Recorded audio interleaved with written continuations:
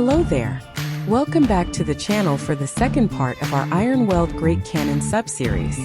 Today, we'll select and assemble our 2 artillery crew members. We'll also build a custom base using green stuff epoxy putty and a textured rolling pin.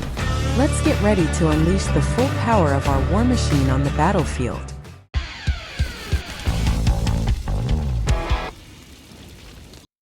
The 2 artillerists from the Ironweld arsenal provided in this set offer different options for their poses, heads, and arms, allowing us to create a diverse array of crew members if we wish to include more than one cannon in our army.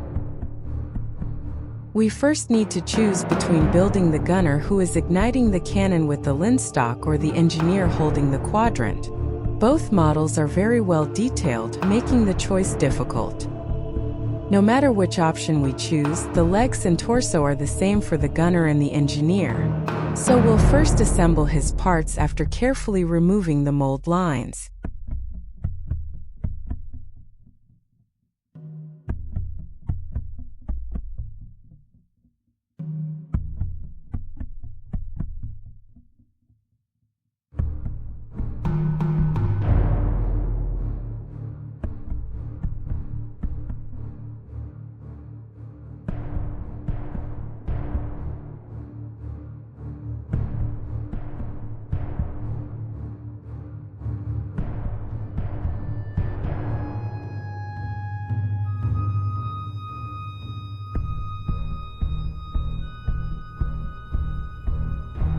This artillerist will have a dagger and a pricker attached to his belt, as well as a black powder bag slung over his shoulder. The pricker or vent pick is used to clear any debris or residue from the fuse hole or vent to ensure proper ignition of the cannon's charge. The powder bag or charge bag contains the black powder needed for loading cannons or firearms. Its design and detailed decoration make it a very interesting part of the model.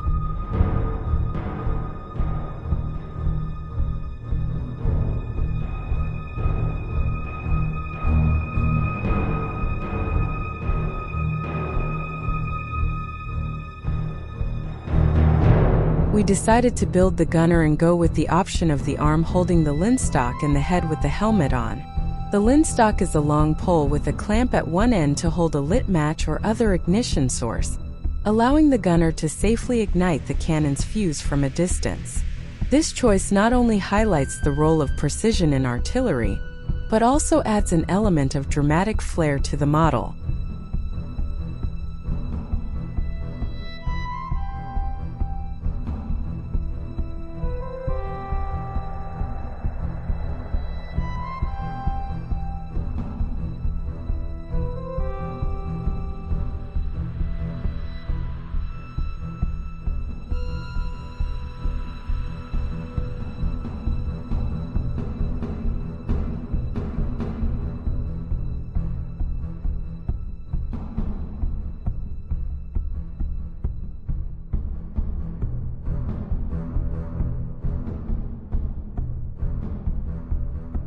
Alternatively, we could have chosen to build the engineer model holding the artillery quadrant and the firing table. These tools help determine the correct angle of elevation for accurate targeting and track the distance and impact points of each shot to adjust the aim and improve accuracy. Incorporating the engineer would have added a layer of tactical sophistication, emphasizing the strategic planning required to effectively deploy artillery. Both models are very interesting.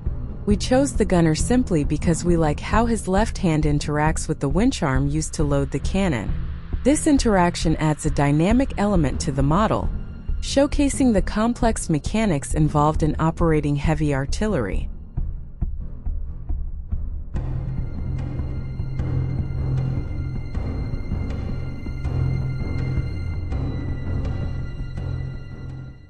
For our second crew member, we decided to go with the gunner holding the cannonball, as he complements our first choice perfectly. With one gunner focused on aiming and firing and the other preparing to reload, they form a dynamic team working in perfect sync to deliver powerful shots with precision and speed. This coordination will add a layer of strategic depth to the ensemble, reflecting the synergy crucial for turning the tide of battle and achieving victory on the field.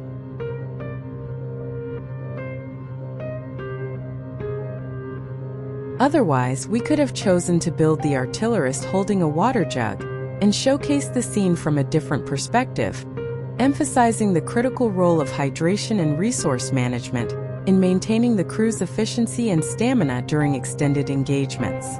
This approach would have introduced an additional element of strategic planning, highlighting the importance of keeping the crew well supplied and ready for prolonged action. Additionally, choosing the water jug option would have provided a more holistic view of the crew's operational environment, illustrating how even seemingly minor elements contribute to the overall effectiveness of the artillery unit. This model would underscore the importance of every role within the crew, from technical expertise to logistical support, enriching the narrative of how an artillery team functions in the heat of battle. Ultimately, our choice reflects a preference for showcasing the action-packed nature of artillery operations, but both models offer unique and valuable perspectives that contribute to a richer and more immersive depiction of historical military technology. If we ever assemble another artillery piece in the future, we will opt for the other models to further diversify the appearance of our army.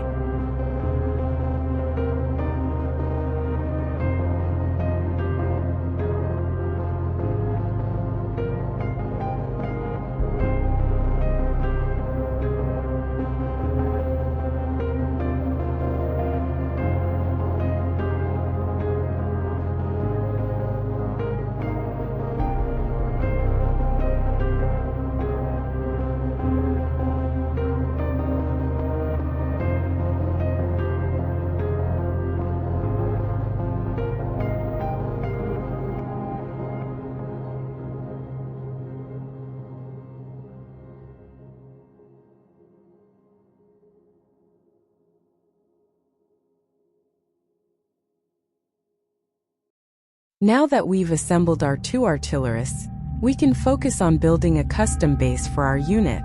The remaining pieces in the set will enable us to decorate the base with a theme tailored to the battlefield.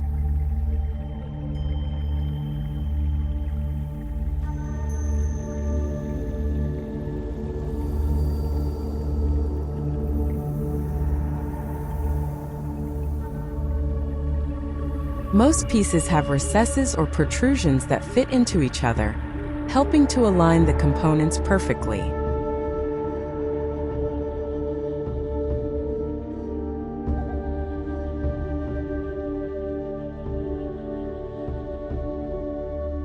The accessories can be arranged however we like.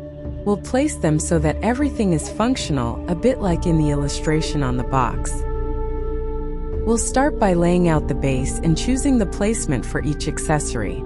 Given the dynamic nature of our assembled crew, we want to ensure that the base complements their actions and enhances the overall scene. For a more realistic and engaging look, we'll use the rubble and debris pieces to create a battlefield environment around the artillery. The scattered stones and broken terrain will give the impression of a recently fought engagement, adding to the dramatic effect of the scene.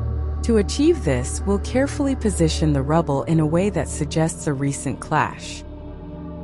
But first, as with the other models we've already assembled and painted for our army, we'll use green stuff epoxy putty and a textured rolling pin to pave the bases. We'll later add stones, sand, and resin orc skulls to complement the base and depict the hostile environment of Akshi.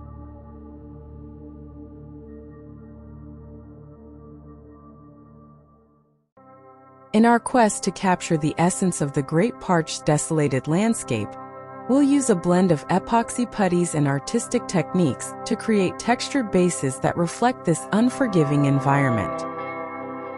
Rather than relying on 3D printed bases, we prefer a hands-on approach that allows for more creativity and customization. If the epoxy putty is too hard and difficult to mix, it can be placed in a warm environment, or it can be heated using a hairdryer on a low heat setting. Our favorite approach is to place it in the microwave for 10 seconds, However, be careful not to overheat it, as excessive heat can affect the putty's properties. A warm but not hot temperature will make it more pliable.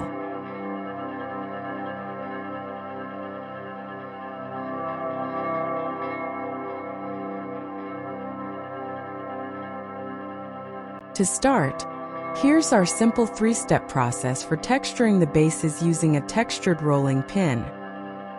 We begin by mixing the epoxy putty thoroughly for about a minute to ensure it achieves the right consistency and hardness after curing. We then apply the putty directly on top of the plastic base. When freshly mixed green stuff is sticky and should adhere to the surface and stay in place as it hardens. Water can be used to moisten the putty and increase its flexibility. Additional water helps us extend and shape the putty around the base, ensuring a smooth and even application. Smoothing the surface with a piece of plastic will also help create an even surface, free from fingerprints.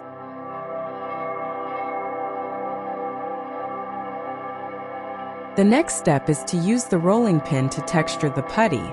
We make sure there's a sufficient layer of putty on the base to capture the pattern from the rolling pin. Keeping the surface wet prevents the putty from sticking to the rolling pin. We also soak the rolling pin in water to reduce friction. To achieve an even texture, we make sure to control the depth of the rolling pin as we work. We roll with consistent pressure, moving slowly to imprint an even texture. Before the putty fully hardens, it's time to integrate the other elements.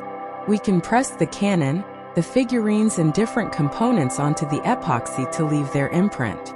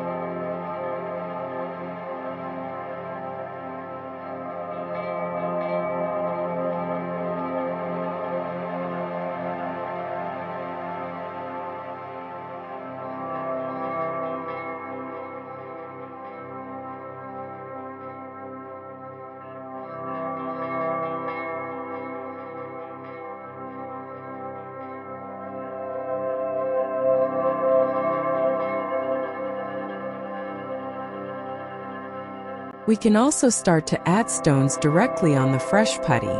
We press them into the epoxy while it's still soft. Otherwise, they'll need to be attached later with super glue. We'll add orc skulls as well, like we did on the base of the other models we've already painted for our army.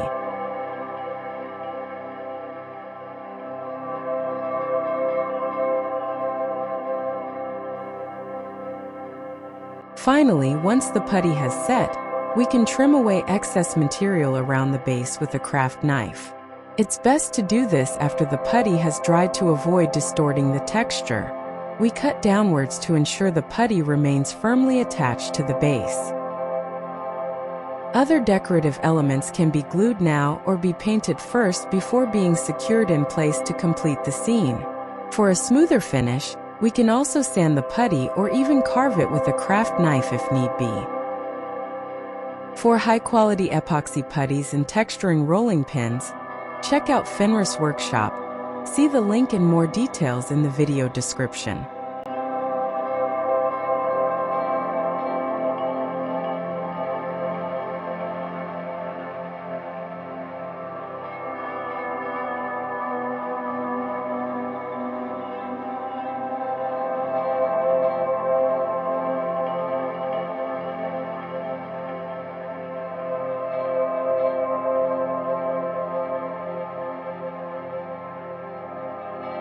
In the upcoming episodes of this sub-series, we'll paint the cannon and artillerists, then fix them to their base for a completed display. To set the pace, We'll first paint the huge shield on the front of the cannon using the non-metallic metal technique. We hope you enjoyed this video and found our approach to creating an immersive display inspiring. If you liked what you saw, don't forget to hit that like button and subscribe to the channel to join our community. Your support motivates us to bring more creative content to you. We'd also like to read your thoughts and any tips you might have, so don't hesitate to leave a comment below.